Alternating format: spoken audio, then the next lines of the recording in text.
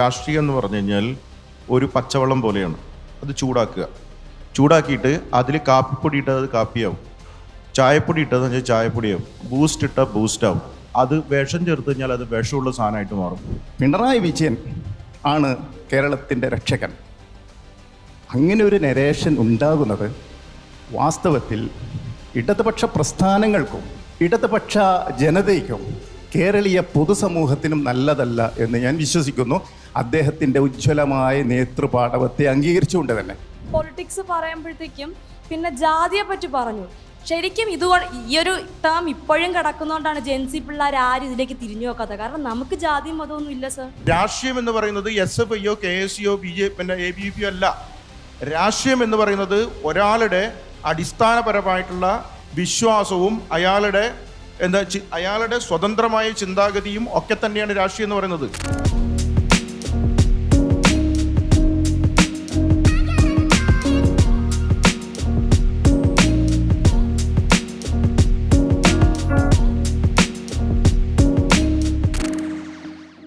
നമ്മളിരുന്ന് സംസാരിക്കുന്ന അല്ലെങ്കിൽ നമ്മൾ ഈ ഇരിക്കുന്ന സ്ഥാപനത്തിന് പോലും ഉണ്ട് ഒരു രാഷ്ട്രീയത്തിന്റെ ചൂടും രുചിയും എല്ലാം ഇതിനകത്തുണ്ട്. കാരണം പാവങ്ങളുടെ പടത്തലവനായി നമ്മുടെ രാജ്യത്തിന് മുന്നിൽ തലയുയർത്തി നിന്ന ശ്രീമാൻ AKGയുടെ ഒരാശയത്തിൽ നിന്ന് പൊട്ടിമുളച്ച് വളർന്നു രാജ്യത്തൊട്ടുക്ക് പടർന്നു പന്തലിച്ച് നമ്മൾ ഈ സ്റ്റെപ്പ് കയറി വരുമ്പോൾ തന്നെ കാണാം മോഹൻലാൽ പറയുന്നുണ്ട്, നഷ്ടപ്പെട്ടു പോയ കാമുകിയെ പോലെയാണ് ഇന്ത്യൻ കോഫി ഹൗസിലെ കാപ്പിയുടെ രുചി എന്ന് പറയുന്നുണ്ട്.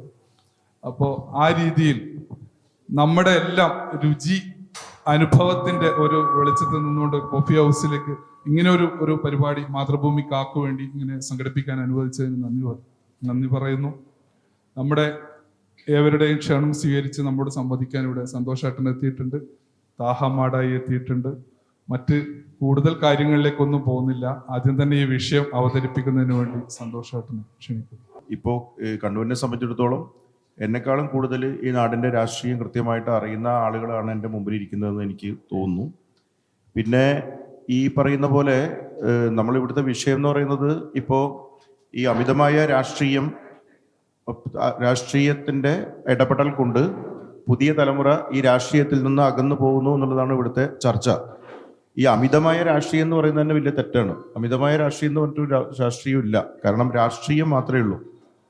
അപ്പോൾ ഒരു ജനതയ്ക്ക് രാഷ്ട്രീയമില്ലാതെ ഒരു ജനതയ്ക്ക് മുമ്പോട്ട് പോകാൻ വേണ്ടി പറ്റില്ല. അത് ഏത് കാലഘട്ടത്തിൽ ഗ്രീക്ക് കാലഘട്ടം എടുത്ത് നോക്കിക്കഴിഞ്ഞാലും പ്ലാറ്റോന്റെ കാലം മുതലാണ് ഈ പൊളിറ്റിക്സ് എന്ന് പറയുന്ന പേര് തന്നെ വരുന്നത്. ഈ രാഷ്ട്രീയമില്ലാതെ നമുക്ക് ഒരിക്കലും മുമ്പോട്ട് പോകാൻ വേണ്ടി പറ്റില്ല. രാഷ്ട്രീയം എന്ന് പറയുമ്പോൾ നമുക്ക് പെട്ടെന്ന് തോന്നുന്ന കാര്യം എന്താണ്? രാഷ്ട്രീയം എന്ന് പറയുമ്പോൾ നമ്മൾ ഈ പറയുന്ന പോലെ ഈ അഴിമതിയും അതുപോലെ തന്നെ കുതികാൽ വെട്ടും പടലപ്പണക്കവും അതുപോലെ തന്നെ ഈ പറയുന്ന പോലെ ഈ അഴിമതിയും ഒക്കെ ചേർന്നിട്ടുള്ള ഒരു അന്തരീക്ഷമാണ് നമ്മൾ പെട്ടെന്ന് രാഷ്ട്രീയം എന്ന് പറയുമ്പോൾ നമ്മൾക്ക് അതാണ് പലപ്പോഴും നമുക്ക് തോന്നുന്നത്. അതാണ് അതിൻ്റെ ഒരു പ്രശ്നം. പക്ഷേ യഥാർത്ഥത്തിൽ ഈ രാഷ്ട്രീയം എന്ന് പറഞ്ഞു കഴിഞ്ഞാൽ അത് ഒരിക്കലും ഒരു അധികാരത്തിൻ്റെ മുകളിൽ കിടക്കുന്നത്. ഗാന്ധിജി പറഞ്ഞിട്ടുണ്ട്, ഒരിക്കലും രാഷ്ട്രീയം എന്ന് പറയുന്നത് ഒരിക്കലും അധികാരവുമായി ബന്ധപ്പെട്ട ഒരു സംഭവമല്ല. ആദർശാത്മകവും അതുപോലെ തന്നെ സത്യസന്ധവും ധാർമ്മികവുമായ ഒരു പരിസരത്ത് നിന്നുകൊണ്ട് ഉള്ള ഒരു സമൂഹത്തിന്റെ വളർച്ചയ്ക്ക് വേണ്ടിയിട്ടാണ് യഥാർത്ഥത്തിൽ എന്ത് നിൽക്കേണ്ടത്? ധാർമ്മികത അല്ല, ഈ രാഷ്ട്രീയം എന്ന് പറഞ്ഞ ഒരു സംഭവം നിൽക്കേണ്ടത്. അതിന്റെ അടിസ്ഥാന തത്വം അഹിംസയായിരിക്കണം എന്നൊക്കെ ഗാന്ധിജി പലപ്പോഴായിട്ട് പറഞ്ഞിട്ടുണ്ട്. പിന്നെ പുതിയ തലമുറക്കിടയിൽ ഇപ്പോൾ ഇത് തന്നെ വന്നിട്ടില്ലേ, നിയമം തന്നെ വന്നു. അതായത് കേരളത്തിൽ ക്യാമ്പസ് രാഷ്ട്രീയം പാടില്ല എന്ന് പറഞ്ഞുള്ള നിയമങ്ങൾ വന്നിട്ടുണ്ട്. പക്ഷെ ക്യാമ്പസ് രാഷ്ട്രീയം ഇല്ലാതെ എങ്ങനെയാണ് ഒരു സാമൂഹിക ബോധമുള്ള ഒരു ജനതയെ നമുക്ക് എങ്ങനെ വാർത്തെടുക്കാൻ വേണ്ടി പറ്റും നമ്മൾ ആലോചിച്ച് നോക്കണം. ഇപ്പൊ അടുത്ത കാലത്ത് വന്നിരിക്കുന്ന ഏറ്റവും വലിയ പ്രശ്നം നമ്മൾ നോക്കിക്കഴിഞ്ഞാൽ, ചരിത്രം എടുത്ത് നോക്കിക്കഴിഞ്ഞാൽ, അപ്പോൾ അമേരിക്ക അന്നത്തെ കാലഘട്ടത്തിൽ വിയറ്റ്നാമിനെ ആക്രമിച്ചുകൊണ്ടിരിക്കുന്ന സമയത്ത് അവിടെ അമേരിക്കയിൽ നിന്നുകൊണ്ട് അമേരിക്കയിലെ യുവതലമുറയാണ്, കോളേജ് സ്റ്റുഡൻസ് ആണ് എതിരായിട്ട് എതിർത്തത്. ഈ വിയറ്റ്നാം യുദ്ധത്തെ അതിഭീകരമായിട്ട് അപലപിച്ചുകൊണ്ടിരുന്നത്. അതേ സമയത്ത് തന്നെ ടിയാമൻ സ്ക്വയറിൽ നമ്മൾ കണ്ടതാണ്. ടിയാമൻ സ്ക്വയറിൽ ഇവിടുത്തെ ചൈനയുടെ അധികാര വ്യവസ്ഥക്കെതിരെ, അത് അമേരിക്കയുടെ കളിയാണെന്നൊക്കെ പിന്നെ പറയുന്നുണ്ട്, എങ്കിലും ഒരു വലിയ ജനക്കൂട്ടം തടിച്ചുകൂടുകയും അവിടെ നടന്ന പ്രക്ഷോഭവും അതിൻ്റെ ഭാഗമായിട്ട് നടന്ന ഈ പറയുന്ന പോലെ അതിഭീകരമായ കൂട്ടക്കൊലയൊക്കെ നമ്മൾ നേരിട്ട് കണ്ടതാണ്. ഇപ്പം നമ്മൾ ഇന്ത്യയുടെ ചരിത്രം എടുത്തു കഴിഞ്ഞു കഴിഞ്ഞാൽ, അണ്ണാ ഹസാരെ ആ അഴിമതിക്കെതിരെ സമരം നടത്തിയപ്പോൾ അതിന് സർവമായ പിന്തുണയും പ്രഖ്യാപിച്ചുകൊണ്ട് മുൻനിരയിലേക്ക് വന്നിരിക്കുന്നവരാണ് ഇവിടുത്തെ വിദ്യാർത്ഥി സമൂഹമാണ് അല്ലേ.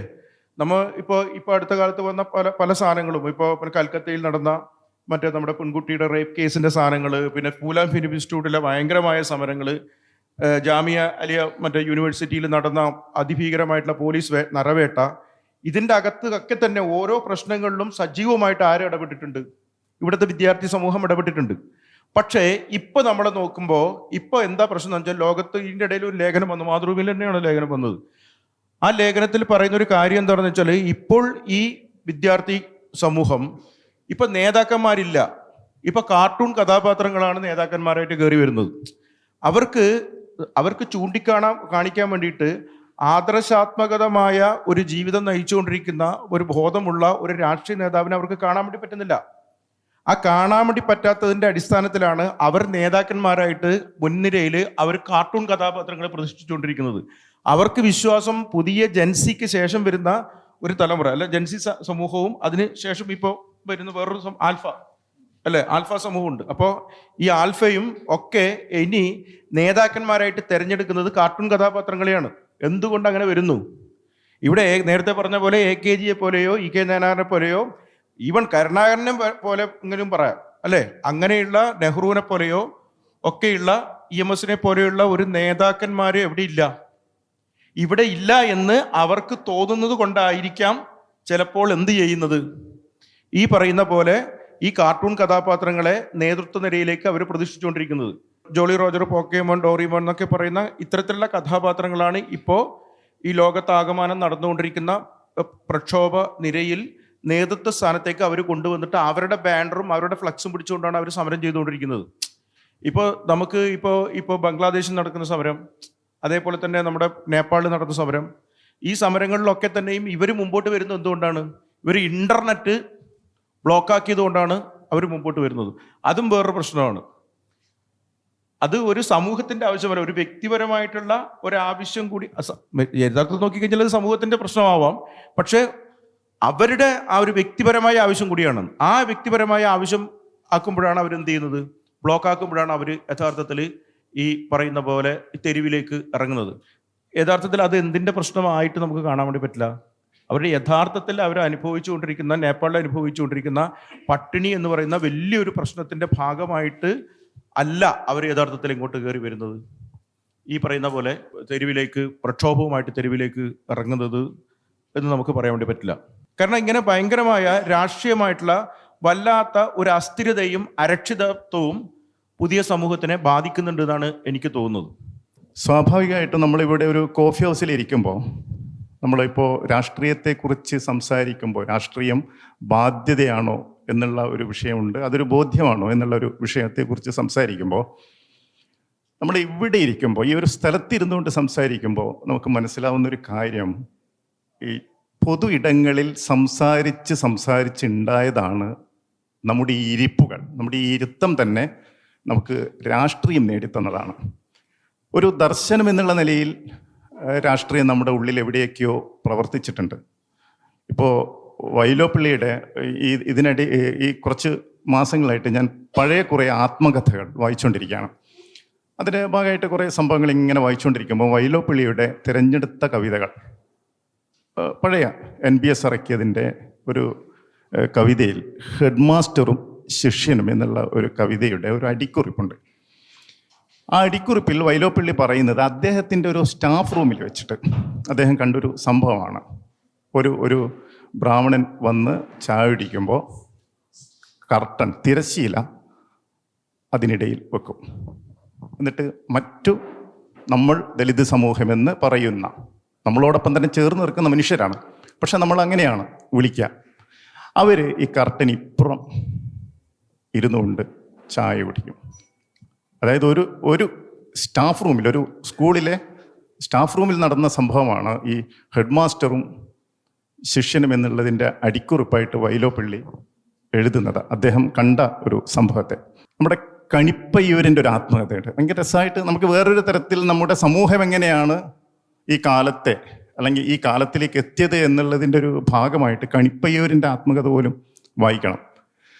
അദ്ദേഹം ഒരു യോഗക്ഷേമ സഭയുടെ മീറ്റിങ്ങിന് പോയിട്ട് തിരിച്ചു വരുമ്പോൾ ഒരു കുളത്തിൽ, കുമരനെല്ലൂർ അവിടെ ഇങ്ങനെ ഒരു തോണി കാണുന്നുണ്ട്. സാധാരണ തോണിയിൽ നിന്ന് വ്യത്യസ്തമായിട്ട് അതിൻ്റെ അമരം കുറച്ച് പരന്നിട്ടാണുള്ളത്. അപ്പോൾ ഈ കണിപ്പയ്യൂർ ചോദിച്ച് എന്തുകൊണ്ടാണ് ഈ തോണിക്ക് ഇങ്ങനെയുള്ളൊരു ആകൃതി?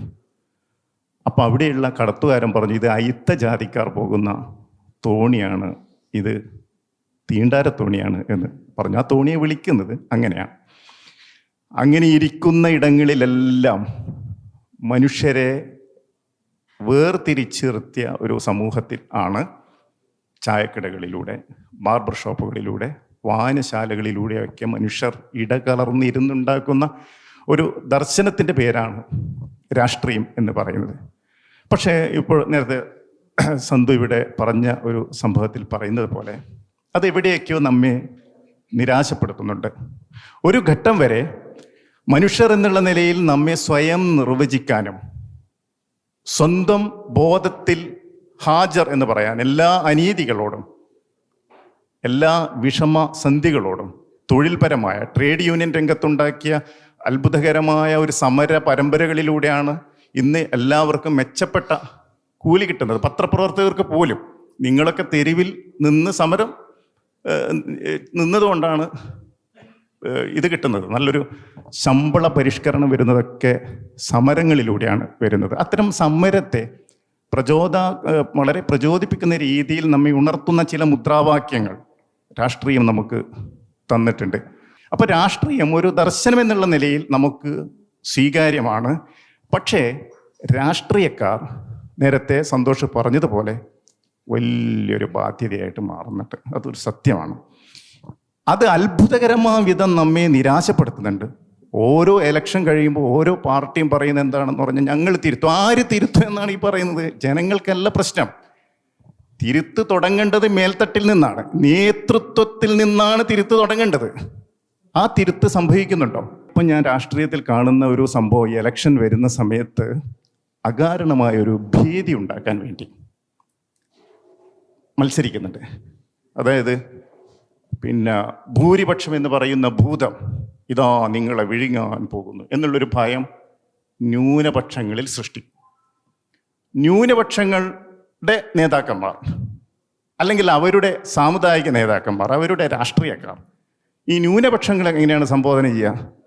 ഭൂരിപക്ഷം എന്ന് പറയുന്ന, ഭൂരിപക്ഷ സമുദായം എന്ന് പറയുന്ന ഒരു ഭൂതമിതാ ന്യൂനപക്ഷത്തെ വിഴുങ്ങാൻ പോകുന്നു. ഇങ്ങനെ രണ്ട് ഭൂതങ്ങൾ ഒരു സമൂഹത്തെ പരസ്പരം അഭിമുഖീകരിക്കുകയാണ്. വാസ്തവത്തിൽ അങ്ങനെയുണ്ടോ? വെറുപ്പുൽപ്പാദിപ്പിക്കുന്ന ഒരു അന്തരീക്ഷം ഒക്കെ ഉണ്ട് സമൂഹത്തിൽ, സത്യമാണ്. പക്ഷേ ഞാൻ എൻ്റെ ഏറ്റവും അടുത്ത കൂട്ടുകാരോട് പറയുന്നത്, നമ്മൾ കേരളത്തിൽ ജീവിക്കുമ്പോൾ നമ്മളൊരു ഹോട്ടലിൽ കയറിയാൽ മതി.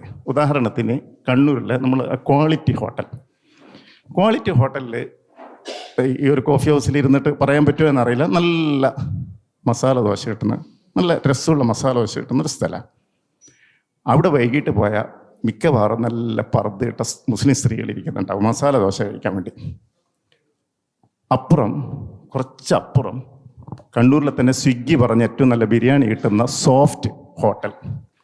ഈ സോഫ്റ്റ് ഹോട്ടലിൽ പോയി കഴിഞ്ഞാൽ ഉച്ചയ്ക്ക് ചന്ദനത്തൊട്ടൊക്കെ ഇട്ട് മുസ്ലിങ്ങളല്ലാത്ത സ്ത്രീകളെല്ലാം ഒരുപാട്, ഞാൻ മതം പറയുകയല്ല, അവിടെ ബിരിയാണി കഴിക്കാൻ വേണ്ടി, ചിക്കൻ ബിരിയാണി കഴിക്കാൻ വേണ്ടിയിട്ട് മുസ്ലിമേതര സമൂഹം വരുന്നു.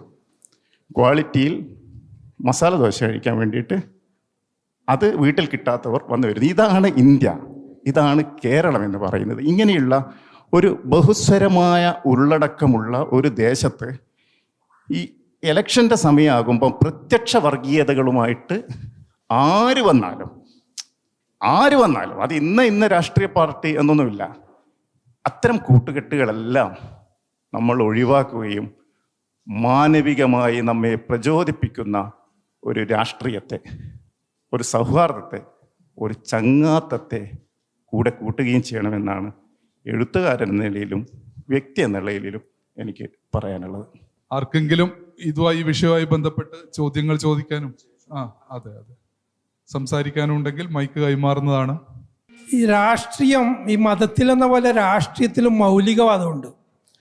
ആ മൗലികവാദമാണ് ഇന്നത്തെ രാഷ്ട്രീയത്തിനെ അതിൻ്റെ ജനാധിപത്യ ധ്വംസനത്തിലേക്ക് നയിക്കുന്നത്. അതായത് ഇപ്പോൾ നമ്മുടെ സന്തോഷ് എച്ചിക്കാനത്തിൻ്റെ 2-3 കഥകളുണ്ട്. ഒന്ന് ദേശീയ മൃഗം, കൊമാല, അതുപോലെ ബിരിയാണി, ഈ കഥകളിലൊക്കെ ഉന്നയിക്കുന്ന രാഷ്ട്രീയം പലപ്പോഴും നമ്മുടെ സമൂഹത്തിന് ഒരു വിമർശനാത്മകമായി കാണേണ്ട ഒരു രാഷ്ട്രീയമാണ്.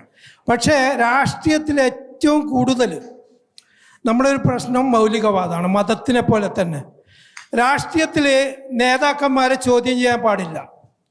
നേതാക്കന്മാരെ ചോദ്യം ചെയ്യാതിരുന്നാൽ വെട്ടുകിളികളെ പോലെ അവരുടെ ചിന്താശേഷി മരവിച്ച അനുയായികൾ എന്ന് തന്നെ പറയണം. അവർ വന്നിട്ട് വെട്ടുകിളികളെ പോലെ അവിടെ സോഷ്യൽ മീഡിയയിൽ ആക്രമിക്കാൻ തുടങ്ങും.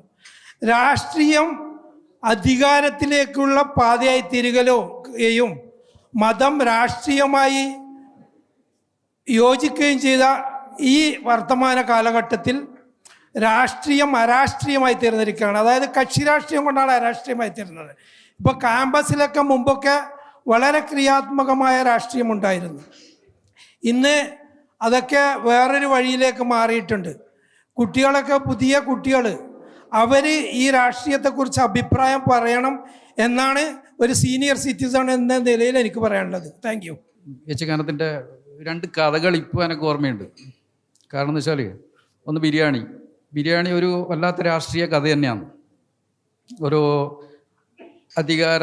അധികാരത്തിലുള്ള പണക്കാരൻ്റെ ആ ഒരു ഹുങ്കും ഒരു പാവപ്പെട്ടവൻ്റെ ആ നിസ്സമായ അവസ്ഥയും, പ്രത്യേകിച്ച് അതൊരു ആ കാണിക്കുന്ന കഥ വലിയൊരു രാഷ്ട്രീയം തന്നെയാണ് ഞാൻ കണക്കാക്കുന്നത്. അപ്പോൾ ഇതൊരു പ്രധാന കാരണമാണ്. ഈ ജനങ്ങൾ രാഷ്ട്രീയത്തിൽ നിന്ന് അകലാൻ വേണ്ടിയിട്ട് നേതൃത്വത്തിൻ്റെ ആ ഭാഗത്തു നിന്നുള്ള ആ ഒരു അഹങ്കാരത്തിൻ്റെ കാരണം തന്നെയാണ് പ്രധാനമായിട്ടും വരുന്നത്.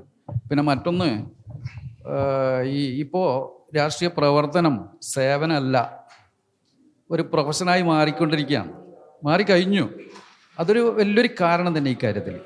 ഈ നേതൃത്വത്തിൻ്റെ അഹന്ത എന്ന് പറയുന്നതിൽ വളരെ കൃത്യമായൊരു സൂചനയുണ്ട്. പക്ഷേ ഇത് 2 തരത്തിൽ നമ്മൾ അഭിമുഖീകരിക്കുന്ന ഒരു കാര്യമുണ്ട്. അതായത് ഈ കമ്മ്യൂണിസ്റ്റുകാരെ കുറിച്ചിട്ടുള്ള പഴയ ഒരു ധാരണ, ഇപ്പോഴും സമൂഹത്തിൽ നിലനിൽക്കുന്ന ഒരു ധാരണ, ഇത് വളരെ കൃത്യമായിട്ട് ഞാൻ പറയാൻ ശ്രമിക്കുന്ന ഒരു കാര്യമാണ്. നമ്മളിപ്പോൾ ഒരു കാറിൽ പോകുമ്പോൾ, ഒരു കമ്മ്യൂണിസ്റ്റുകാരൻ ഒരു കാറിൽ പോകുമ്പോൾ, ഓനെന്താപ്പാ ഒരു കമ്മ്യൂണിസ്റ്റുകാരനല്ലേ കാറിൽ പോകുന്നത് എന്ന് പറയും. ഒരു കോൺഗ്രസ്സുകാരൻ ഒരു കാറിൽ പോകുമ്പോൾ അങ്ങനെയുള്ള ഒരു കമൻറ്റ് വരാൻ സാധാരണ നിലയിൽ സാധ്യതയില്ല. അപ്പോൾ കുറേ കാലമായിട്ട് നമ്മുടെ മസ്തിഷ്കത്തിൽ അല്ലെങ്കിൽ നമ്മുടെ ബോധത്തിലുള്ള ഒരു സംഭവമാണ് കമ്മ്യൂണിസ്റ്റുകാരല്ല മ്യൂസിയം പീസായിട്ട് ഒരു ഒരു ഒരു ഒരു ഒരു ഒരു ഗതിയുമില്ലാത്ത ആളെ പോലെ സമൂഹത്തിൽ ജീവിക്കണം എന്നുള്ളത്. വാസ്തവത്തിൽ അങ്ങനെയുള്ള ഒരു ഒരു ഒരു ഒരു ധാരണ സമൂഹത്തിലുണ്ട്. കമ്മ്യൂണിസ്റ്റുകാർ എപ്പോഴും അയ്യോ പാവങ്ങളായിട്ടും ഒരു ഒരു ഒരു നാൽക്കാശിന് ഗതിയില്ലാത്ത ആൾക്കാരായിട്ടും, ഒരു നല്ല കാറിൽ പോയിക്കൂടാ, നല്ലൊരു വീട് എടുത്തു കഴിഞ്ഞാൽ അതാ കമ്മ്യൂണിസ്റ്റുകാരൻ്റെ വീട് കണ്ടോ, എന്തൊരു വലിയൊരു വീട്, എന്തെല്ലാവരും വീടെടുക്കുന്നു, ഒരു കമ്മ്യൂണിസ്റ്റുകാരന് വീടെടുക്കുന്നു. അപ്പം മെച്ചപ്പെട്ട വീടെടുക്കുക, കാറിൽ പോവുക, ഇതൊക്കെ ഒരു സഖാവ് ചെയ്യുമ്പോൾ അവിടെ വേറൊരു തരത്തിലുള്ള ചോദ്യം ഉണ്ടാവുന്നുണ്ട്. ഇത് സമൂഹം കുറേ കാലമായിട്ട് രൂപപ്പെടുത്തിയ ഒരു ധാരണയാണ് സത്യത്തിൽ. അതുകൊണ്ട് മെച്ചപ്പെട്ട ഒരു ജീവിതം, മെച്ചപ്പെട്ട ആധുനികതയുമായി ബന്ധപ്പെട്ട വേഗതകൾ, സൗകര്യങ്ങൾ എല്ലാ മനുഷ്യർക്കും, അത് കമ്മ്യൂണിസ്റ്റുകാർക്കുണ്ടാകണം, കോൺഗ്രസ്സുകാർക്കുണ്ടാകണം, ഓരോ മനുഷ്യനും ഇത്തരം സൗകര്യങ്ങൾ ഉണ്ടാകണം എന്നാണ് ഞാൻ വ്യക്തിപരമായിട്ട് ആഗ്രഹിക്കുന്നത്. ഇവിടെ പ്രശ്നം എന്താണെന്ന് വെച്ച് കഴിഞ്ഞാൽ, ഒരു രക്ഷാകർതൃത്വം ചമയുക എന്ന് പറയുന്നതാണ്. ഉദാഹരണത്തിന് നമ്മുടെ മുഖ്യമന്ത്രി, ഞാൻ വ്യക്തിപരമായിട്ട് നമ്മുടെ ആധുനിക സമൂഹവുമായിട്ട് മുഖാമുഖം നിൽക്കുന്ന ഒരു മുഖ്യമന്ത്രി എന്നാണ് സഖാവ് ബഹുമാനപ്പെട്ട മുഖ്യമന്ത്രിയെ പറയുക. പക്ഷേ മുഖ്യമന്ത്രിയെ കുറിച്ചിട്ട് കപ്പിത്താൻ എന്ന് വിശേഷിപ്പിക്കുമ്പോൾ, അല്ലെങ്കിൽ കാരണഭൂതർ എന്ന് വിശേഷിപ്പിക്കുമ്പോൾ, അല്ലെങ്കിൽ ലോകത്ത് മുഴുവൻ ക്യാപ്റ്റൻ എന്നുള്ള ഫ്ലെക്സ് ബോർഡുകൾ പറയുമ്പോൾ, അത് പാർട്ടി തിരുത്തേണ്ടതാണ്, അത് മുഖ്യമന്ത്രി തന്നെ തിരുത്തേണ്ടതാണ്. ഇത്തരം അതീത വിശേഷണങ്ങൾ എന്നെക്കുറിച്ച് പാടില്ല എന്ന് അദ്ദേഹം അതെവിടെയെങ്കിലും പറഞ്ഞിട്ടുണ്ടോ എന്നെനിക്കറിയില്ല. കാസർഗോഡ് മുതൽ തിരുവനന്തപുരം വരെ തിരഞ്ഞെടുപ്പ് കാലത്ത് ബസ്സിൽ യാത്ര ചെയ്ത ആളാണ് ഞാൻ. അപ്പോൾ ഇങ്ങനെ ഒരു നരേഷൻ ഉണ്ടാവുന്നുണ്ട്. പിണറായി വിജയൻ ആണ് കേരളത്തിൻ്റെ രക്ഷകൻ. അങ്ങനെ ഒരു നരേഷൻ ഉണ്ടാകുന്നത് വാസ്തവത്തിൽ ഇടതുപക്ഷ പ്രസ്ഥാനങ്ങൾക്കും ഇടതുപക്ഷ ജനതയ്ക്കും കേരളീയ പൊതുസമൂഹത്തിനും നല്ലതല്ല എന്ന് ഞാൻ വിശ്വസിക്കുന്നു, അദ്ദേഹത്തിൻ്റെ ഉജ്ജ്വലമായ നേതൃപാടവത്തെ അംഗീകരിച്ചുകൊണ്ട് തന്നെ. കാരണം ഒരു വ്യക്തിക്ക് രക്ഷപ്പെടുത്താവുന്നതല്ല ഒരു സംസ്ഥാനം, അതൊരു കൂട്ടായ്മയുടെ ഇടതുപക്ഷ നൈതിക മൂല്യങ്ങൾ ഉയർത്തിപ്പിടിക്കുന്ന പ്രസ്ഥാനങ്ങളിലൂടെയും മറ്റ് പ്രസ്ഥാനങ്ങളുടെ സംഭാവനകളെയും നമ്മൾ ഒട്ടും കുറച്ച് കാണേണ്ടതില്ല. അപ്പം നമ്മൾ അഹങ്കാരം എന്ന് പറയേണ്ടതും അല്ലെങ്കിൽ നമ്മൾ വ്യക്തിപരമായിട്ട് ധാർഷ്ട്യങ്ങളെയാണ് ചോദ്യം ചെയ്യേണ്ടത്. അത് ആരുടെ ഭാഗത്തു നിന്നുള്ള ധാർഷ്ട്യത്തെ നമ്മൾ ചോദ്യം ചെയ്യേണ്ടതുണ്ട്. ഞാൻ എൻ്റെ കൂട്ടുകാരോട് പറയുന്നൊരു കാര്യമുണ്ട്, നിങ്ങൾ എന്നോട് ക്ഷമിക്കണം, ഇതിൽ നിങ്ങൾക്ക് കൃത്യമായിട്ട് ഇടപെടാം. നമ്മളൊരാളോട് ദേഷ്യപ്പെടുമ്പോൾ, ഒരു സ്റ്റേജിൽ വെച്ച് ദേഷ്യപ്പെടുമ്പോൾ, ഞാൻ എൻ്റെ അധികാരം ഉപയോഗിച്ചിട്ട് സന്തുവിനോട് ദേഷ്യപ്പെടുകയാണ്, അങ്ങനെ അമ്മാതിരി കമൻ്റ് ഒന്നും വേണ്ട, അല്ലെങ്കിൽ നിങ്ങൾ മിണ്ടാതിരിക്കണം എന്നൊക്കെ പറയുമ്പോൾ, ആ വീട്ടിൽ അയാൾക്ക്, ഈ കേൾക്കുന്നവർക്ക് വീട്ടിലൊരു അച്ഛനുണ്ടാവും, ഒരു ഭാര്യ ഉണ്ടാവും, അല്ലെങ്കിൽ ഒരു കാമുകി ഉണ്ടാവും, ഒരു അനിയനുണ്ടാവും. അവർക്ക് ആത്മാഭിമാനത്തിന് ഒരു പ്രശ്നമുണ്ടാവും. അപ്പോൾ നമ്മുടെ പൊതുസമൂഹത്തിൽ, പൊതുവേദിയിൽ അങ്ങേയറ്റം ഉത്തരവാദിത്വത്തോടു തന്നെയാണ് രാഷ്ട്രീയ നേതാക്കൾ പെരുമാറേണ്ടത്. അത് സോപ്പിടണം, അല്ലെങ്കിൽ എല്ലാവരെയും കൊണ്ട് സോപ്പിട്ട് പഞ്ചാര ചിരിയുമായിട്ടൊക്കെ നടക്കണം എന്നല്ല പറയുന്നത്. പക്ഷെ ഭാഷയിൽ അധികാരത്തിൻ്റെ ധാർഷ്ട്യം കുറച്ച് കൊണ്ടുവരാനുള്ള ഒരു ഒരു ഒരു ഒരു ഒരു പ്രാക്ടീസിൻ്റെ കൂടിയാണ് രാഷ്ട്രീയം. സ്നേഹിത, നിന്നോടൊപ്പമാണ് ഞാൻ, നീ പറയുന്നത് കേൾക്കാൻ ഞാനിവിടെ ഇരിക്കുന്നു, നിങ്ങളത് തുറന്നു പറയൂ എന്ന് പറയാവുന്ന വളരെ ഇൻറ്റിമസിയുള്ള, വളരെ സ്നേഹം നിറഞ്ഞ ആ ഒരു ബോധത്തിൻ്റെ പേരാണ് രാഷ്ട്രീയം. അതായത് ഈ ഒരു കാലഘട്ടത്തിൽ ഈ നേതാക്കന്മാർ കൊള്ളാത്തവരാണ് എന്നും അവർക്ക് അവരുടെ ഒരു ധാർഷ്ട്യത്തെ ഭയങ്കരമായിട്ട് എക്സാജറേറ്റ് ചെയ്ത് കാണിക്കുന്ന ഒരു കാര്യത്തെക്കുറിച്ചാണ് നമ്മളിപ്പോൾ സംസാരിച്ചുകൊണ്ടിരിക്കുന്നത്. അവർക്ക് കുറച്ച് വിനയം ആവശ്യമാണ്. ആ വിനയം യഥാർത്ഥത്തിൽ പ്രാക്ടീസ് ചെയ്യേണ്ട ഒരു സാധനമാണെന്നുള്ളത് താഹ പറയുന്നത്. പക്ഷേ വേറെ കാര്യം വെച്ച് കഴിഞ്ഞാൽ ഇതിലെ ഏറ്റവും വലിയ ഒരു ഉത്തരവാദിത്വം പത്രക്കാർക്കുണ്ട്. ഇപ്പോൾ ഒരു കാലഘട്ടത്തിൽ ഇപ്പം ഞാൻ ഒറ്റ കാര്യം ചോദിച്ചു നോക്കട്ടെ, ഞാനൊരു കമ്മ്യൂണിസ്റ്റ് അനുഭാവിയാണ്. അതുകൊണ്ട് ഞാൻ ഒരിക്കലും സ്വതന്ത്രനായിട്ട് നിൽക്കുന്ന ഒരു എഴുത്തുകാരനായിട്ട് സ്വതന്ത്രനായിട്ട് നിന്നുകൊണ്ട് തന്നെയുള്ള ഒരു കമ്മ്യൂണിസ്റ്റ് അനുഭാവിയാണ്. നമ്മൾ ആ നേതൃത്വത്തിൻ്റെ നിരയിലേക്ക് പല രീതിയിലും സാഹിത്യപരമായിട്ട് അതിൻ്റെ അകത്തേക്ക് കയറി പോകാൻ വേണ്ടിയിട്ട് പലപ്പോഴും ക്ഷണിച്ചപ്പോഴും അങ്ങോട്ട് പോകാതിരിക്കുന്ന ഒരു മനുഷ്യനാണ് ഞാൻ. കാരണം പക്ഷെ ആ സംവിധാനത്തിൻ്റെ കൂടെ ഉണ്ട് എന്നുള്ളതാണ്. അത് ഞാൻ തുറന്നു പറഞ്ഞൊരു സംഭവമാണ്. പക്ഷെ നമ്മൾ ആലോചിച്ച് നോക്കേണ്ട ഒരു കാര്യം എന്ന് പറഞ്ഞു കഴിഞ്ഞാൽ ഇപ്പോൾ പിണറായി വിജയൻ്റെ ഒരു കേസ്, പിണറായി വിജയൻ അദ്ദേഹത്തെ കുറിച്ചാണ് ഇപ്പോൾ പറഞ്ഞുകൊണ്ടിരിക്കുന്നത്. അദ്ദേഹം ഒരു മൈക്കിൻ്റെ മുമ്പിൽ വന്നു. എന്നോട് എതിരഭിപ്രായം ഉണ്ടാവും കേട്ടോ, നിങ്ങൾക്ക് ഉണ്ടാവും. അദ്ദേഹം മൈക്കിൻ്റെ മുമ്പിൽ വന്നു, ആ മൈക്കിൻ്റെ ആണി ഇളകിപ്പോയി. അപ്പോൾ അദ്ദേഹം ആ സംഭവത്തെ എന്തായിട്ട് കുറച്ച് റൂഡായിട്ട് ആണ് അദ്ദേഹം, എന്താണ് ഈ സംഭവം നടന്നുകൊണ്ടിരിക്കുന്നത്, അദ്ദേഹത്തിൻ്റെ ദേഷ്യം, അദ്ദേഹത്തിൻ്റെ സ്വാഭാവികമായ ഒരു വൈകാരികതയാണ് അദ്ദേഹം അവിടെ പ്രകടിപ്പിക്കുന്നത്. ഞാൻ ചോദിക്കുന്നത് കാര്യം എന്താണെന്ന് വെച്ച് കഴിഞ്ഞാൽ, ഇത് ആണ് എന്ത് ചെയ്തുകൊണ്ടിരിക്കുന്നത്, ഹൈലൈറ്റ് ചെയ്തുകൊണ്ടിരിക്കുന്നത്. അദ്ദേഹം ഉണ്ടാക്കിയ റോഡുകളെ കുറിച്ചോ അല്ലെങ്കിൽ ഈ ഫ്ലഡ് വന്നപ്പോൾ ഒരു ഭയങ്കര നട്ടലുള്ള ഒരു മുഖ്യമന്ത്രി എന്ന രീതിയിൽ ഈ പ്രശ്നങ്ങൾ പരിഹരിക്കാൻ വേണ്ടിയിട്ട് നിന്ന ഒരു മുഖ്യമന്ത്രിയാണ് അദ്ദേഹം, ഇല്ലേ? ഒരുപാട് പ്രശ്നങ്ങൾ, കോവിഡ് പ്രശ്നങ്ങൾ വന്ന സമയത്ത്, ഈ പറയുന്ന പോലെ ഫ്ലഡ് വന്ന സമയത്ത് എല്ലാ കാര്യത്തിലും വളരെ സജീവമായിട്ട് നട്ടലോടുകൂടി നിന്ന ഒരു മുഖ്യമന്ത്രിയാണ്. പക്ഷെ ആ മുഖ്യമന്ത്രി വന്നിട്ട് ഒരു സ്റ്റേജിൽ വന്നിട്ട് അദ്ദേഹം ഒരുപാട് ജോലി കഴിഞ്ഞിട്ട്, അതായത് ഒരു ദിവസം ഓരോ മന്ത്രിക്കൊക്കെ 25, 30, 40 ഒക്കെ പരിപാടികളുണ്ട്. അവരുടെ പ്രായം നമ്മളൊന്ന് ആലോചിച്ച് നോക്കണം. അവർ മനുഷ്യന്മാരാണ്, മനസ്സിലായില്ലേ? പണ്ട് ഇതേപോലെ തന്നെ ഈ അച്യുതാനന്ദൻ പാവം ഈ 10, 80, 85 വയസ്സ് ആയ ഒരു മനുഷ്യൻ വന്നിട്ട് ഇത്രയും പരിപാടി കഴിഞ്ഞിട്ട് വന്നിട്ട് സ്റ്റേജിൽ വന്നിട്ട് അദ്ദേഹം ഒന്ന് തൂങ്ങിപ്പോയി. ഈ സാധനം എത്രമാത്രം ഇവിടുത്തെ പത്രക്കാർ ഹൈലൈറ്റ് ചെയ്ത് കാണിച്ചു, ഇല്ലേ? ഏതോ ഒരു മന്ത്രി ഇതേപോലെ തന്നെ കഴിച്ചിട്ട് ബിസ്ക്കറ്റിന്റെ രണ്ട് പൊടി ഇവിടെ പറ്റി കിടക്കുന്നുണ്ടായിരുന്നു. ഇത് മാത്രം കാണിച്ചുകൊണ്ട് എത്ര കാലം പത്രക്കാർ അദ്ദേഹത്തെ ഈ പറഞ്ഞ പോലെ ഒരു കോമാളിയായിട്ട് ജനങ്ങളുടെ മുമ്പിൽ ചിത്രീകരിച്ചു. അപ്പൊ ഞാൻ ചോദിക്കുന്നത്, മോദി എവിടെ വരും? മോദി അവിടെ വന്നിട്ട് മോദി അതിനെ എന്ത് ചെയ്യുന്നു? ഭയങ്കര സ്വാഭാവികമായിട്ട് അദ്ദേഹം അറിയാം, അയാളൊരു പ്ലേ മേക്കറാണ്. അപ്പൊ അയാൾക്കത് കൃത്യമായിട്ട് അറിയാം. അപ്പൊ അത് പ്രാക്ടീസ് വേണം എന്നുള്ളൊരു സാധനം ശരിയാണ്. കാരണം ഏതൊരു ഘട്ടത്തിലും എന്ത് ചെയ്യണം, ആ സമയത്ത് സമുചിതമായിട്ട് ആളുകൾക്ക് യാതൊരു തരത്തിലുള്ള പ്രശ്നവും ഉണ്ടാക്കാത്ത രീതിയിൽ എന്ത് ചെയ്യണം, അത് പെരുമാറണം എന്നുള്ള കാര്യം ശരിയാണ്. പക്ഷേ യഥാർത്ഥത്തിലൊരു മനുഷ്യൻ ഇത്രയും ഒരു പാർട്ടി 10-25 പരിപാടികളിൽ പങ്കെടുത്തിട്ട് അവിടെ വന്ന് കഴിയുമ്പോൾ ഇത് നമ്മുടെ ഉത്തരവാദിത്തമാണ്. അദ്ദേഹത്തെ അവിടെ കൊണ്ടുവരുമ്പോൾ ആ മൈക്ക് നന്നായിട്ട് വെക്കണം എന്നുള്ള ഉത്തരവാദിത്തം നമ്മൾക്കാണ് വേണ്ടത്.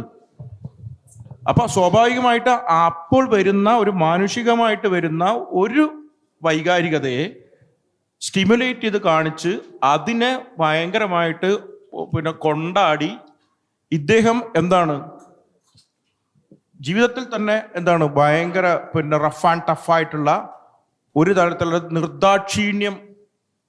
ഒരു ദാക്ഷിണ്യമില്ലാത്ത ഒരു വ്യക്തിയാണ് എന്ന രീതിയിൽ ചിത്രീകരിക്കുന്നതിൽ ഇവിടുത്തെ സോഷ്യൽ മീഡിയാസിനും അതുപോലെ തന്നെ പത്രക്കാർക്കും വലിയ രീതിയിലുള്ള പങ്കുണ്ട്.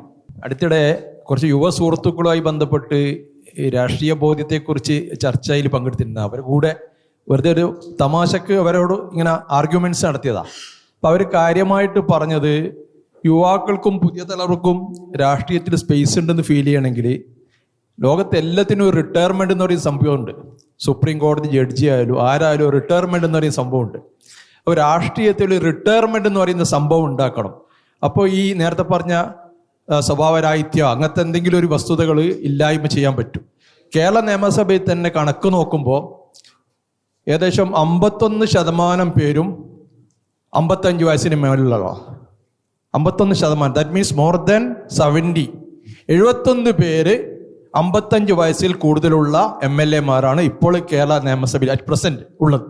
അപ്പം എന്ന് പറഞ്ഞാൽ ഏജ്ഡായ ആൾക്കാരാണ് പലതും ഈ രാഷ്ട്രീയ ഭൂമികയിൽ വിരാജിക്കുന്നത് എന്നുള്ള ഒരു ബോധ്യം പുതിയ സമൂഹത്തിന്, യുവ ജനറേഷൻ ഉണ്ട് എന്നുള്ള ഒരു പങ്കുവെക്കലുണ്ടായിട്ടുണ്ട്. അത് ഇവിടെ ഒന്ന് ഞാനൊന്ന് പ്രകടിപ്പിക്കുക. സന്തോഷമായിട്ടും പറഞ്ഞു നിർത്തിയെടുത്തതാണ് അതിലെ ഉത്തരവുള്ളത്. കാരണം നമ്മൾ അതിനു വേണ്ടി കാത്തു നിൽക്കുകയല്ല വേണ്ടത്. നമ്മൾ അതിൽ കൂടി ഇറങ്ങിയിട്ട് നമ്മൾ അധികാര സ്ഥാനത്തേക്ക് അല്ലെങ്കിൽ നേതൃസ്ഥാനത്തേക്ക് എത്തിച്ചേരുക എന്നുള്ളതാണ് അദ്ദേഹം പറഞ്ഞു നിർത്തിയെടുത്തെന്നാണ് താങ്കൾ തുടങ്ങിയിരിക്കുന്നത്. എൻ്റെ ഒരു ഉദാഹരണം ഞാൻ പറയാം.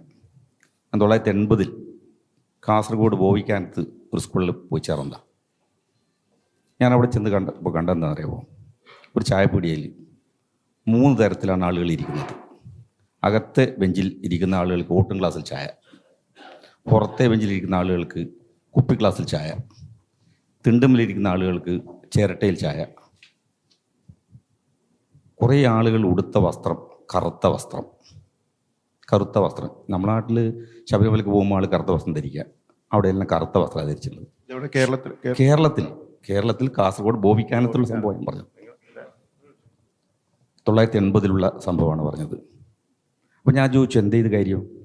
അപ്പോൾ പറഞ്ഞു, അത് കുറച്ച് ഉയർന്ന ആളുകൾ, അത് കുറച്ച് താഴ്ന്ന ആളുകൾ ഈ കുപ്പി ക്ലാസ്സിൽ, ഇത് അകണ്ട കോടിയിൽ തള്ളപ്പെടേണ്ടവർ, ഈ തിണ്ടുമലിരുന്ന് ചിരട്ടയെ കുടിക്കുന്നവർ. സ്കൂളിലെത്തിയപ്പോൾ അതിനേക്കാൾ വിചിത്രമാണ്. പട്ടിയെടുത്ത് നോക്കുമ്പോൾ എല്ലാം കറുത്തമ്പു, വെളുത്തമ്പു, ചെറിയമ്പു, കുഞ്ഞമ്പു, വേറെ പേരില്ല. ചപ്പില ഈ തുടങ്ങിയ പേരുകളാണ് പട്ടിയെ കാണുന്നത്.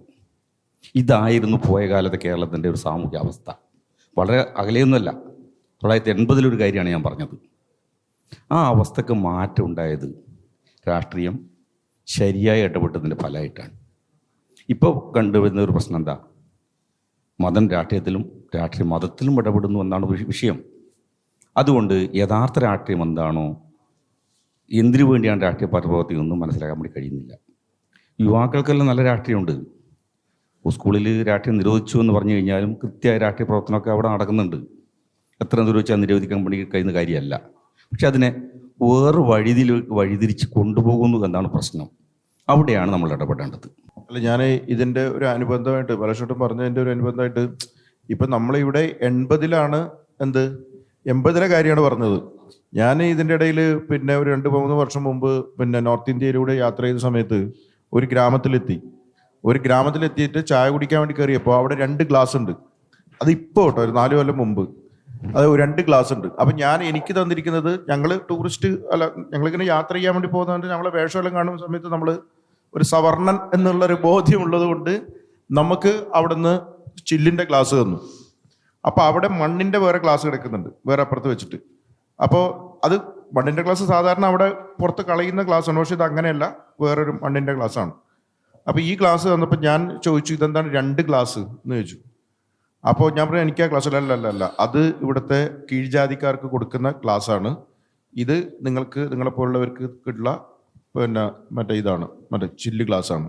അപ്പോൾ നമ്മളെ ക്ലാസ് നമ്മളത് പൊട്ടിച്ചു. പക്ഷെ ഇപ്പോഴും ഇന്ത്യയിൽ ഈ പറയുന്ന പോലെ ഒരു 10-50% ജനങ്ങൾ, 50 അല്ല 70% ജനങ്ങൾക്കിടയിലും എന്തുണ്ട്, ഈ പറയുന്ന പോലെ പൊട്ടാത്ത ക്ലാസ്സുകൾ ഉണ്ട് എന്നുള്ളതിൻ്റെ അർത്ഥം. ഈ ക്ലാസ് പൊട്ടിച്ചത് ആര് തന്നെയാണ്? ഈ പറയുന്ന പോലെ നമ്മുടെ രാഷ്ട്രീയം തന്നെയാണ്. അത് ശ്രീനാരായണ ഗുരുവിൻ്റെ ഇതിലൊരു പെട്ടെന്ന് ഇപ്പോൾ ഓർമ്മ വന്നാണ്, അത് ഒരു സദ്യ നടന്നുകൊണ്ടിരിക്കുകയാണ്. അപ്പോൾ നിങ്ങൾക്ക് അറിയാമെന്നല്ലോ, വായിച്ചിട്ടുണ്ടാവുമായിരിക്കും, ഞാൻ മുമ്പ് വായിച്ച് പെട്ടെന്ന് ഇപ്പോൾ ഓർമ്മ വന്നപ്പോൾ പറഞ്ഞതാണ്. ആരാന്നൊരു സവർണനായ ഒരാൾ ഈ മറ്റേ എല്ലാവരും ചോദിച്ചാൽ SNDPൻ്റെ ആ കാലഘട്ടത്തിലുള്ളൊരു സദ്യയാണ്. അപ്പോൾ ഇയാൾ ഇതിൽ ഇരിക്കാതിരിക്കാൻ പറ്റില്ലല്ലോ. അപ്പോൾ ഇരുന്നപ്പോൾ പപ്പടം വെച്ചിട്ടുണ്ടായിരുന്നു.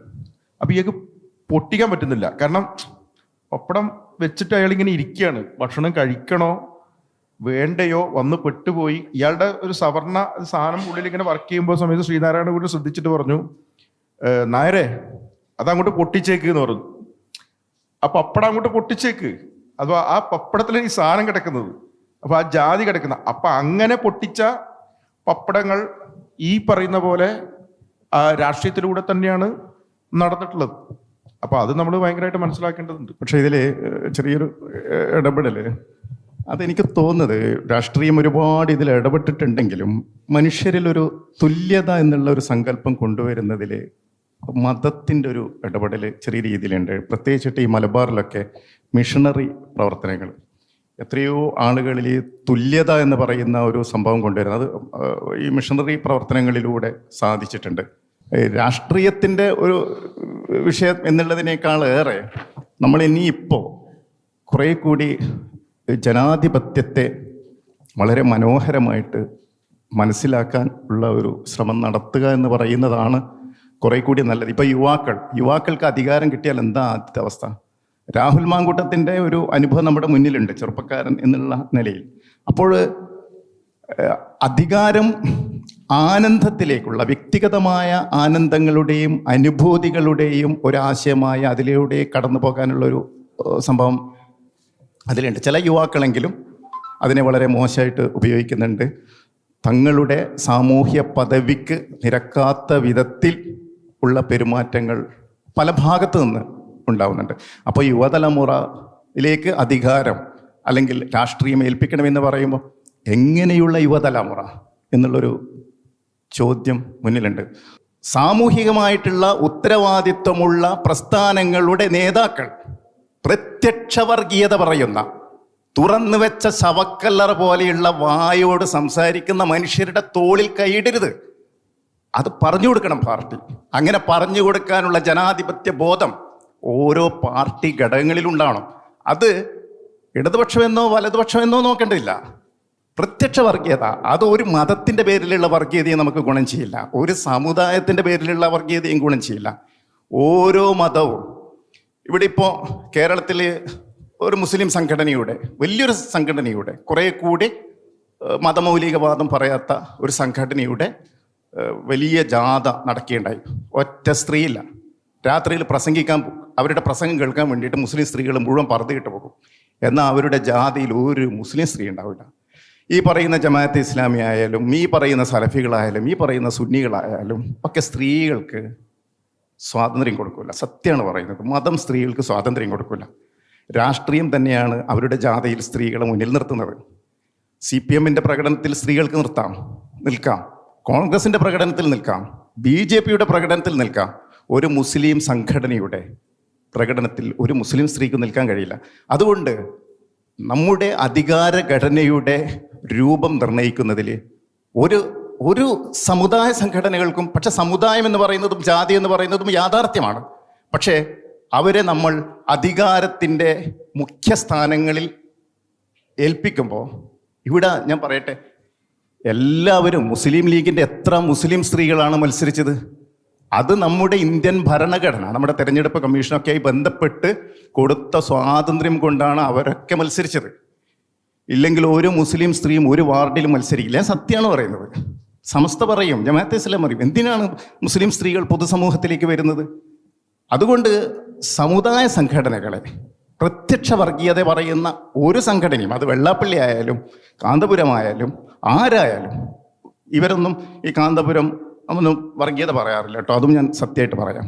അപ്പോൾ പ്രത്യക്ഷ വർഗീയത പറയുന്നവരായിട്ട് ഒരടവ് നയത്തിൻ്റെ പേരിൽ വരരുത്, അത് മോശമാണ്. അത്തരം കാര്യങ്ങളെ അങ്ങനെ തന്നെ നമ്മൾ പറയണം, അത് പേടിച്ച് പറയാതിരിക്കരുത്. ഇതിനു മുമ്പേ കോഴിക്കോട് പങ്കെടുത്ത ഒരു പരിപാടിയിൽ, അതായത് താഹ ആ പരിപാടിയിൽ പങ്കെടുത്തിട്ടുണ്ട്. അപ്പോൾ താഹ പറഞ്ഞ രണ്ട് കാര്യം, അതായത് ഇതിനോട് കൂട്ടി വായിക്കാൻ പറ്റുന്ന രണ്ട് മൂന്ന് കാര്യം ഞാൻ സൂചിപ്പിച്ചു പോവാം. അതായത് എഴുത്തുകാർക്ക് രാഷ്ട്രീയം വേണമല്ലോ. അപ്പോൾ എഴുത്തുകാർക്ക് രാഷ്ട്രീയം വേണമല്ലോ ഇപ്പോൾ നിങ്ങൾക്ക് പറയാം, എഴുത്തുകാരൻ നമ്മുടെ മുമ്പിലുണ്ട്. രണ്ടാമത്തത് നമ്മളെ യുവത്വം. ആ യുവത്വം നമ്മുടെ കേരളത്തിലുള്ള എല്ലാ ആശുപത്രികളിലും പൊതിച്ചോറ് കൊടുക്കുന്നുണ്ട്. ആ പൊതിച്ചോറ് അതൊരു രാഷ്ട്രീയ ബേസിലല്ലാതെ ഒരു ഗവൺമെൻറ് തലത്തിൽ കൊടുത്തുകൂടെ എന്നുള്ളത് ഒരു ചോദ്യം അവിടെ ഉന്നയിച്ചിട്ടുണ്ട്. അപ്പോൾ അന്ന് എന്തുകൊണ്ട് ഞാൻ പ്രതികരിച്ചില്ല എന്ന് വെച്ചാൽ അതൊരു രജിസ്റ്റർ ചെയ്ത ഒരു പരിപാടിയാണ്. അപ്പോൾ ഒരു പ്രത്യേക സ്ഥലത്ത് രജിസ്റ്റർ ചെയ്തത്, അപ്പോൾ ഞാനതിൽ രജിസ്റ്റർ ചെയ്തിട്ടില്ല. പക്ഷേ പൊതു ആൾക്കാർ കാണുന്ന പോലെ ഞാനും ആ പരിപാടിയിൽ പങ്കെടുക്കുന്നുണ്ട്, അത് കാണുന്നുണ്ട്. അപ്പോൾ എനിക്കതിൽ പങ്കെടുത്താൽ ചിലപ്പോൾ അതിൻ്റെ സംഘാടകരനോട് ചിലപ്പോൾ അതിൻ്റെ ഒരു പ്രശ്നം ചോദിക്കും. അതുകൊണ്ട് അന്ന് ചോദിച്ചിട്ടില്ല. അപ്പോൾ ഞാൻ ഇപ്പോൾ ചോദിക്കുന്നു, അത് എന്ത് രാഷ്ട്രീയത്തിൻ്റെ പേരിലാണോ അങ്ങനെ പറഞ്ഞു തന്നില്ല. എൻ്റെ പേര് ദേവനന്ദൻ എന്നാണ്. ഞാൻ GCKയിലെ ഒരു സ്റ്റുഡൻ്റാണ്. ഒരുപക്ഷെ ഇപ്പോൾ എല്ലാവരും പറയുന്നത് കേട്ടു യുവത്വം രാഷ്ട്രീയത്തിൽ നിന്നും പുറകോട്ടേക്ക് പോകുന്നു എന്നുള്ളത്. അതിന് പല കാരണങ്ങളും ഉണ്ട്. നമ്മൾ കേൾക്കുന്നത്, ദിനം പ്രതി നമ്മൾ കേട്ടുകൊണ്ടിരിക്കുന്നത് വലിയ കണക്കുകളുടെ അഴിമതികളാണ്. പല രാഷ്ട്രീയക്കാരും നമ്മുടെ രാജ്യം ഭരിച്ചിട്ടുണ്ട്, നമ്മുടെ സംസ്ഥാനം ഭരിക്കുന്നുണ്ട്, ഭരിച്ചുകൊണ്ടിരിക്കുന്നുണ്ട്, ഭരിച്ചു കഴിഞ്ഞിട്ടുണ്ട്. ഇപ്പോഴൊക്കെ നമ്മൾ കേൾക്കുന്നത് പല അഴിമതികളുടെയും വലിയ കണക്കുകൾ നമ്മൾ കേൾക്കുന്നുണ്ട്. അതുമാത്രമല്ല, പലയിടത്തും നമ്മുടെ പല രാഷ്ട്രീയത്തിൽ നമ്മൾ വായിച്ചു കേട്ടിട്ടുണ്ട്, നെപ്പോട്ടിസം വരെ സപ്പോർട്ട് ചെയ്യുന്ന കാര്യങ്ങളുണ്ട്. ഇതൊക്കെ കേൾക്കുമ്പോഴും ഇതിനൊക്കെയാണ്, ഇങ്ങനെയൊക്കെ ആയിരിക്കാം രാഷ്ട്രീയമെന്ന് ചിന്തിച്ചുകൊണ്ടായിരിക്കാം പല തലമുറകളും നമ്മുടെ ഈ രാഷ്ട്രീയത്തിലേക്ക് കടന്നു വരാതെ അവരുടെ ലോകത്ത് മാത്രമായിട്ട്, അവരും അവരുടെ ഫാമിലിയും മാത്രമായിട്ട് ഒതുങ്ങിക്കൂടുന്നത്. ഈ രാഷ്ട്രീയ ഇവരെ ഇങ്ങനെയൊക്കെ ബാഡ്ലി എഫക്റ്റ് ചെയ്യും എന്നുള്ള ചിന്തകൾ കൂടിയാണ് ഒരുപക്ഷെ യുവത്വം ഈ രാഷ്ട്രീയത്തിൽ നിന്ന് മാറിപ്പോകുന്നത് എന്നുള്ളതും ഞങ്ങളിപ്പോൾ വിശ്വസിക്കുന്ന. ഞാൻ ചോദിക്കുന്ന ഞാനൊരു ചോദ്യം അങ്ങോട്ട് ചോദിക്കുന്നത്, കാരണം നിങ്ങൾ ഈ രാഷ്ട്രീയത്തിൽ ഇടപെടുന്നില്ല. ഈ പറയുന്ന പോലെ നിങ്ങൾ വളരെ സെൽഫ് സെൻറ്റേർഡ് ആയിട്ട് ജീവിക്കാൻ വേണ്ടിയിട്ട്, ഇത്തരത്തിലുള്ള അഴിമതിയൊക്കെ കണ്ടുകൊണ്ട് സെൽഫ് സെൻറ്റേർഡ് ആയിട്ട് ജീവിക്കാൻ വേണ്ടിയിട്ട് ആണ് ഞങ്ങൾ തീരുമാനിച്ചിരിക്കുന്നത്. അതിൻ്റെ അടിസ്ഥാനത്തിലാണ് ഞങ്ങൾ എന്ത് ചെയ്യാത്തത്, ഞങ്ങൾ രാഷ്ട്രീയത്തിലേക്ക് വരാത്തത്. പക്ഷേ ഈ പറയുന്ന പോലെ നമ്മളിവിടെ ഇരിക്കുന്നതിന് ശേഷം വരുന്ന തലമുറയാണ് നിങ്ങൾ. അപ്പോൾ നിങ്ങളൊരു സാമൂഹ്യ ജീവി എന്നുള്ള രീതിയിൽ നിങ്ങൾക്ക് ഇതിൽ നിന്ന് ഒളിച്ചോടി പോയിട്ട് സെൽഫ് സെൻറ്റേർഡ് ആയിട്ട് എങ്ങനെ ജീവിക്കാൻ വേണ്ടി പറ്റും? അപ്പോൾ നമ്മൾ ഏത് കാലഘട്ടത്തിലായി കഴിഞ്ഞ് കഴിഞ്ഞാലും, ഏത് ചരിത്രം അവിടെ നിന്ന് ഇങ്ങോട്ട് എടുത്തു കഴിഞ്ഞ് കഴിഞ്ഞാലും, നിലവിലുള്ള വ്യവസ്ഥിതിയെ പൊളിച്ചുകൊണ്ട് പുതിയൊരു വ്യവസ്ഥിതി ആണ് ഇവിടെ പലപ്പോഴും രാഷ്ട്രീയത്തിലൂടെ ഉണ്ടാക്കിയിട്ടുള്ളത്. അപ്പോൾ അങ്ങനെ വരുമ്പോൾ നിങ്ങൾ ഈ സെൽഫ് സെൻറ്റേർഡ് ആയിട്ട് ഒളിച്ചോടിയിട്ട് ഈ ഒളിയിടങ്ങളിലേക്ക് മാറുകയാണോ വേണ്ടത്? നിങ്ങൾ ഈ കാര്യത്തെ കൃത്യമായിട്ടും പഠിച്ചുകൊണ്ട് നിങ്ങളുടേതായിട്ടുള്ള ഒരു ബദൽ സംവിധാനം, രാഷ്ട്രീയത്തിൽ തന്നെ രാഷ്ട്രീയപരമായിട്ടുള്ള ഒരു ബദൽ സംവിധാനത്തിലേക്ക് നിങ്ങൾ തിരിച്ചു വരേണ്ട ഒരു ഉത്തരവാദിത്വം നിങ്ങൾക്കില്ലേ? അത്തരത്തിലുള്ള ബദൽ സംവിധാനങ്ങൾ കൊണ്ടുവരുമ്പോൾ അവരെ ഒതുക്കിക്കൊണ്ട് മുന്നേറിക്കൊണ്ടിരിക്കുന്ന ആൾക്കാരും തന്നെയല്ലേ ചരിത്രത്തിൽ മുഴുവൻ സംഭവിച്ചിട്ടുള്ളത്. അങ്ങനെ ഒതുങ്ങിപ്പോയൊരു അല്ല, ഞാൻ ചോദിക്കട്ടെ, ഇപ്പൊ വന്നിരിക്കുന്ന ഈ സമരത്തിന് മുഴുവൻ, ജൻസി സമൂഹം സമരത്തിന് മുഴുവൻ നിങ്ങൾക്ക് ഇന്റർനെറ്റ് നിഷേധിക്കുമ്പോഴാണ് നിങ്ങൾ അതിനെതിരെ പുറത്തേക്ക് വരുന്നത്. നിങ്ങൾ അവിടെ ഒരു പട്ടിണി കൊണ്ട് ഈ അടുത്ത കാലത്ത് എവിടെയെങ്കിലും പുറത്തേക്ക് വന്നിട്ടുണ്ടോ? ഇല്ല. അപ്പൊ ഇന്റർനെറ്റ് നിഷേധിക്കുമ്പോഴാണ് നിങ്ങൾ എന്ത് ചെയ്ത്, നിങ്ങളുടെ ഒരു സെൽഫ് സെൻറ്റേർഡ് ആയിട്ടുള്ള ഒരു ഇടമാണ് എന്ത് ഇന്റർനെറ്റ് എന്ന് പറഞ്ഞൊരു സാധനം അല്ലേ? നിങ്ങളുടെ ആ സെൽഫ് സെൻറ്റേർഡ് ആയിട്ടുള്ള നിങ്ങൾ ആ കൂട് പൊളിക്കുമ്പോഴാണ് നിങ്ങൾ ഇടത്തേക്ക് വരുന്നത്, നിങ്ങൾ പുറത്തേക്ക് വരുന്നത്. ആ വല, അതായത് ശരിക്കും പറഞ്ഞാൽ വെബ് എന്ന് പറയാം, ആ വല അല്ലേ? അപ്പൊ ആ വല പൊളിക്കുമ്പോഴാണ് നിങ്ങൾ സിറ്റിസൺ അല്ല, നിങ്ങൾ നെറ്റിസൺ എന്ന് പറയുന്ന അങ്ങനെ ഒരു വാക്കുണ്ടല്ലോ. നിങ്ങൾ നെറ്റിസൺ ആണ്, നിങ്ങൾ സിറ്റിസൺ അല്ല. നിങ്ങൾ ഈ നെറ്റ് പൊളിച്ചാൽ മാത്രമേ നിങ്ങൾക്ക് സിറ്റിസൺ ആയിട്ട് മാറാൻ വേണ്ടി പറ്റുള്ളൂ. അതിന്റെ പേരാണ് യഥാർത്ഥത്തിൽ എന്ത് രാഷ്ട്രീയം എന്നുള്ളത്. അപ്പം നിങ്ങൾ ചെയ്യേണ്ട ഒരു കാര്യം എന്ന് പറഞ്ഞു കഴിഞ്ഞാൽ ക്യാമ്പസ് രാഷ്ട്രീയം അന്നുണ്ട് ഇന്നുണ്ട് എല്ലാ സമയത്തും ഉണ്ട്. പക്ഷേ ഈ പറയുന്ന പോലെ ക്യാമ്പസ് രാഷ്ട്രീയത്തിലെ അന്നത്തെ ഒരു നേതൃനിരയിലുണ്ടായിരുന്ന പല ആൾക്കാർക്ക് അന്നും ഈ പറയുന്ന പോലെ അക്രമ രാഷ്ട്രീയം എവിടെയാണെങ്കിലും അത് എനിക്ക് കമ്മ്യൂണിസ്റ്റ് അല്ല, കോൺഗ്രസ് അല്ല, ഇനി BJP ആണെങ്കിലും ഞാൻ അതിനെതിരാണ്. ഒരിക്കലും അക്രമ രാഷ്ട്രീയത്തിന് ഞാൻ ഒരിക്കലും അനുകൂലിക്കുന്ന ഒരാളെ അല്ല. പക്ഷേ ക്യാമ്പസിൽ അന്നും എന്ത് നടന്നിട്ടുണ്ട്? അക്രമ രാഷ്ട്രീയം നടന്നിട്ടുണ്ട്, കൊലപാതകങ്ങളൊക്കെ ഇഷ്ടംപോലെ നടന്നിട്ടുണ്ട്. പക്ഷെ ഇപ്പോഴും നോക്കുമ്പോൾ കമ്പാരിറ്റീവ്ലി ഇപ്പം നോക്കിക്കഴിഞ്ഞാൽ എന്ത് ഈ ഭയങ്കരമായിട്ട് കുറവാണ്.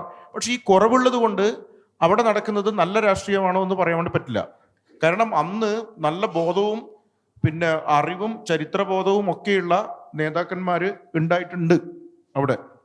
അപ്പൊ അതുകൊണ്ട് നമ്മുടെ സമൂഹത്തിലേക്ക് കുറച്ച് നേതാക്കന്മാരെങ്കിലും ഒരു കാര്യബോധവും ഗൗരവവും ഉള്ള നേതാക്കന്മാർ എങ്ങോട്ട് വന്നിട്ടുണ്ട്, നമ്മുടെ സമൂഹത്തിലേക്ക് വന്നിട്ടുണ്ട്. ഇനി നിങ്ങളുടെ തലമുറയിൽ ആര് വരും എന്നാണ് ഞാൻ ആലോചിച്ചുകൊണ്ടിരിക്കുന്നത്. നിങ്ങളുടെ തലമുറയിൽ നിന്ന് ഏത് രീതിയിലെ ആളുകളാണ് ഇങ്ങോട്ട് വരാൻ വേണ്ടി പോകുന്നത്? എന്തായിരിക്കും നിങ്ങളുടെ ഭാവി? നേരത്തെ ഇവിടെ ചോദിച്ചു, എൻ്റെ ഒരു മുൻ പ്രസംഗത്തിലെ ഒരു സംഭവം, പൊതിച്ചോറ് കൊടുക്കുന്നതിനെ ഞാൻ വിമർശിച്ചു. എനിക്ക് തോന്നുന്നു വടകരയിലുള്ള ഒരു പരിപാടിയിൽ ആണ്, അത് വിമർശനമായിരുന്നില്ല. അവിടെ VR സുധീഷിൻ്റെ ഏതൊരു പരിപാടിയിലാണെന്ന് തോന്നുന്നു ഞാൻ അങ്ങനെയുള്ളൊരു പ്രസംഗം അല്ലെങ്കിൽ സംഭവം നടത്തിയിട്ടുള്ളത്. നമ്മുടെ ജില്ലാ ആശുപത്രികളിലെല്ലാം DYFI പൊതിച്ചോറ് കൊടുക്കുന്നുണ്ട്. പ്രശംസിക്കപ്പെടേണ്ട ഒരു സംഭവമാണ്. കാരണം ആശുപത്രിയിൽ കൂട്ടിരിപ്പുകാരായിട്ട് ഇരിക്കുന്നവർക്കറിയാം ഭക്ഷണത്തിൻ്റെ പ്രാധാന്യം.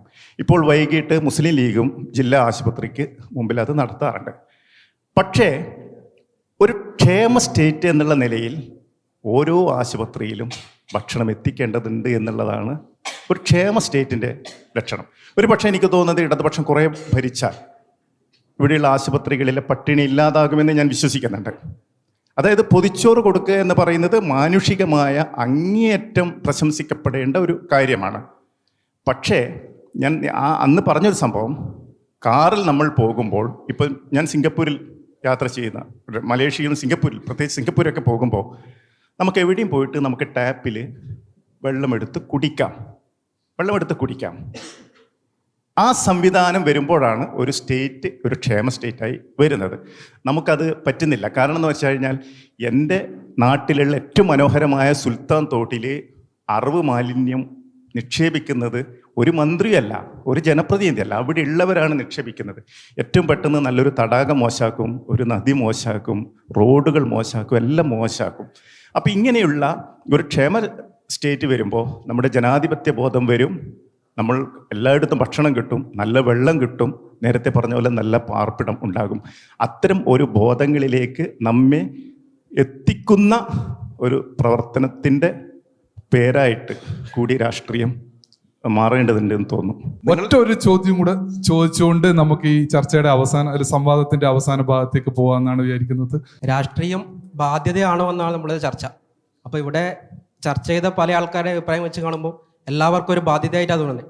കാരണം എല്ലാവരും അവരവരുടെ കാര്യം മാത്രം ഇടുക, അങ്ങനെ പോവുക, ജോലി കിട്ടുക, പഠിക്കുക, അങ്ങനെ ഉള്ള അതിന് മാത്രം ഒതുങ്ങിക്കൊണ്ട് പൊതുസമൂഹത്തിന് വേണ്ടി ഒന്നും ചെയ്യാൻ ആരും ശ്രമിക്കാൻ തയ്യാറാകുന്നില്ല എനിക്ക് ഈ ചർച്ചയെ ബന്ധപ്പെട്ട് തോന്നുന്നുള്ളത്.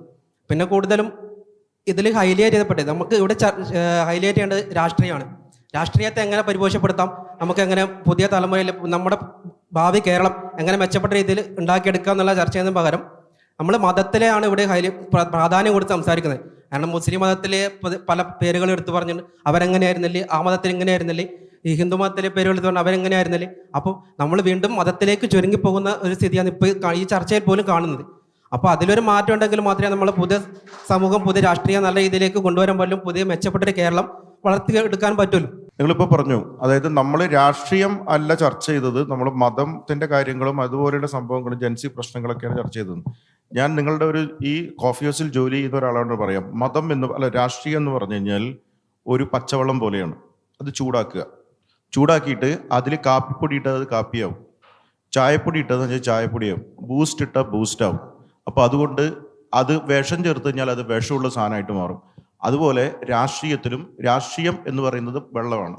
പക്ഷെ അതിനകത്ത് എന്ത് ചേർത്ത് കഴിഞ്ഞാലും അത് രാഷ്ട്രീയത്തെ ബാധിക്കുന്നതാണ്. അതുകൊണ്ടാണ് അതിന്റെ ഭാഗമായിട്ട് നമ്മൾ സംസാരിച്ചത്. അതെ, അതാ പറഞ്ഞത് അപ്പൊ അതുകൊണ്ട് രാഷ്ട്രീയം എന്ന് പറഞ്ഞിട്ടൊരു സാധനമില്ല. രാഷ്ട്രീയത്തിനകത്ത് ആ വിശുദ്ധിയെ, ആ വെള്ളത്തിന്റെ വിശുദ്ധിയെ നഷ്ടപ്പെടുന്ന സാധനത്തെ കുറിച്ചാണ് നമ്മൾ സംസാരിച്ചുകൊണ്ടിരിക്കുന്നത്. അതാണ് രാഷ്ട്രീയത്തെ കുറിച്ചുള്ള സംസാരം. ആ വിശുദ്ധി നഷ്ടപ്പെടരുതെന്ന് മാത്രമേ ഞാൻ ഉദ്ദേശിച്ചുള്ളൂ. അപ്പൊ അതില് കൂടുതലും അത്ര കാര്യങ്ങൾ ചെയ്ത് ആ വിശുദ്ധി നഷ്ടപ്പെടാതെ, ഇപ്പൊ കക്ഷി രാഷ്ട്രീയമല്ല ഞാൻ ഉദ്ദേശിച്ചത്, പൊതുവായിട്ട്